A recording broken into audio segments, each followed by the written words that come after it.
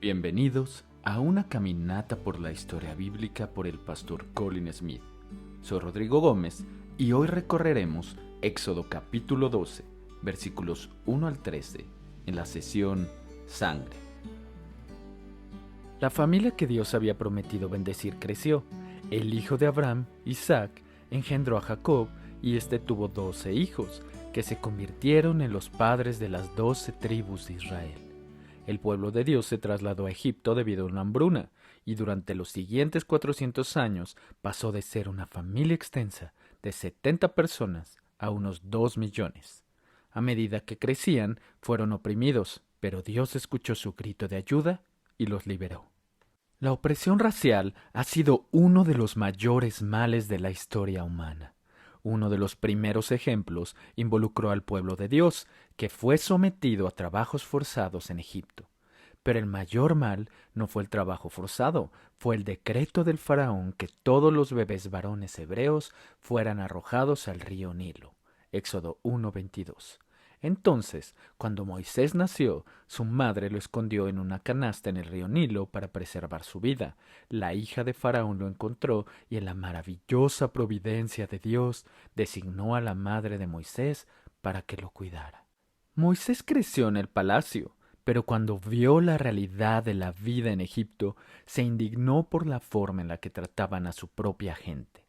Tomando el asunto en sus propias manos, mató a un egipcio que estaba abusando a uno de los hebreos, y cuando la noticia corrió, tuvo que huir para salvar su vida. Terminó en la remota tierra de Madián, donde se casó con Séfora y se estableció para ganarse la vida como pastor de rebaños. Habiendo comenzado su vida en un palacio, Moisés ahora estaba viviendo en la oscuridad.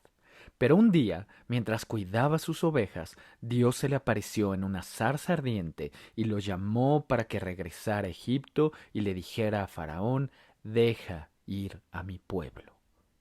Dios rompe su silencio. Como cualquier estudiante en una universidad secular hoy, Moisés habría lidiado con sistemas de creencias y filosofías que eran muy diferentes de las enseñanzas que había recibido de su madre sobre el Dios de Abraham, Isaac y Jacob. En el palacio se habría enterado del panteón egipcio, Osiris, Eket y Ra, los dioses de Egipto. Habría sido fácil para Moisés asumir que el Dios de la Biblia era una de las muchas opciones posibles y que el Dios al que adoras es solo un reflejo de la cultura en la que creces. Entonces, la gran pregunta para Moisés debe haber sido: ¿quién es Dios? La historia de cómo descubrió la respuesta se encuentra en Éxodo 3. El fuego autosuficiente. Moisés vio fuego sobre un arbusto, pero ese fuego no estaba quemando el arbusto. El fuego era autosuficiente. Todos los otros incendios se apagan cuando han agotado el combustible disponible. Una vela solo arde hasta que la cera se acaba y luego la llama se apaga.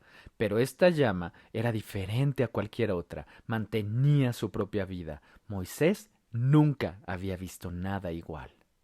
Cuando Moisés se acercó, Dios le habló desde el fuego: «Yo soy el Dios de tu padre, el Dios de Abraham, el Dios de Isaac y el Dios de Jacob».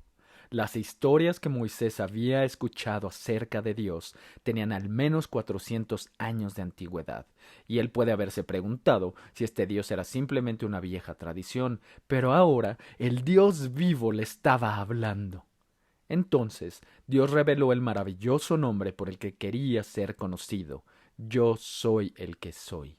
Dios se había revelado a Abraham, a Isaac y a Jacob, pero él no dependía de su fe para su existencia. Dios es, y porque existe, por el poder de su propio ser, siempre lo será. Dios existe, creamos en él o no. Confusión sobre Dios. Hay un lugar cerca de Birmingham, Inglaterra, llamado Spaghetti Junction, un laberinto de caminos que se unen en una masa retorcida de hormigón que cuando se ve desde el aire parece un plato de espaguetis. Si tomas un giro equivocado, puedes pasar una hora para regresar a donde comenzaste, como sé por una amarga experiencia. Algunos conductores se alejan del Spaghetti Junction, convencidos de que si se acercan al lugar se perderán irremediablemente. Cada vez más personas sienten lo mismo acerca de la religión. Confundidos por la multiplicidad de dioses, evitan pensar seriamente en Dios. Otra forma de evitar a Dios es moldear a nuestros propios dioses que apoyarán los estilos de vida o los valores que hemos elegido. Cuando las personas dicen que no creen en un Dios que juzgará o que no pueden creer en un Dios que salva a las personas solo a través de Jesús, lo que realmente están diciendo es que no les gusta el Dios de la Biblia y han elegido inventar otro Dios más a su gusto. Para tener una idea de lo ofensivo que es esto, imagina a un hombre editando una imagen digital de su esposa, haciendo cambios en todas las características que no le gustan. Él piensa que su nariz está chueca, así que cambia su forma. Él cree que ella tiene algunos kilos de más, así que afina su imagen. Luego, cuando él tiene la imagen que quiere, va hacia su esposa y le dice: «Así es como quiero que te veas». Incluso mientras describo el encuentro, puede sentir el insulto personal. La esposa del hombre bien podría mirarlo directamente a los ojos y decir desafiante: «Yo soy quien soy». De la misma manera, es profundamente insultante para Dios que abramos la Biblia, veamos cosas acerca de Él que no nos gustan y lo cambiemos por una imagen más agradable. Dios no es quien quieres que sea. Él es quien es. El punto de las plagas. Está muy bien que el Dios de la Biblia diga yo soy, pero ¿cómo sabemos que Él es y que los otros dioses no lo son? Ese es el punto de las plagas, en Éxodo 7 al 12. El faraón se negó a obedecer el mandato de Dios de dejar ir al pueblo de Dios. No reconoció la autoridad de Dios en su vida. Tal vez creyó que tenía sus propios dioses y que no había razón para que él obedeciera al Dios que había hablado con Moisés. Mientras Faraón continuara creyendo que podía adorar a sus propios dioses, nunca se sometería a la autoridad del único Dios verdadero.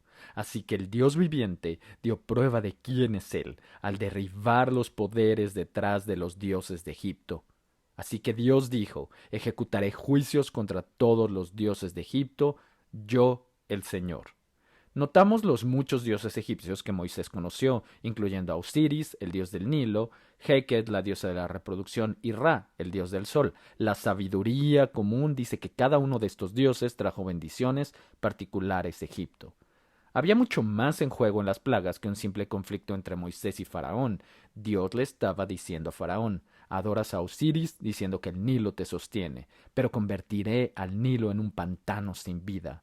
Adoras a Heket, la diosa de la reproducción, que está representada como una rana, pero daré a luz tantas ranas que desearías nunca haberla conocido. Adoras a Ra, diciendo que el sol brillará sobre ti, pero convertiré el sol en tinieblas. Lo que has puesto en mi lugar se convertirá en una plaga para ti. La gran pregunta al comienzo del libro de Éxodo era si Dios podría rescatar a su pueblo sufriente, y si pudiera, ¿le importaría lo suficiente como para hacer algo?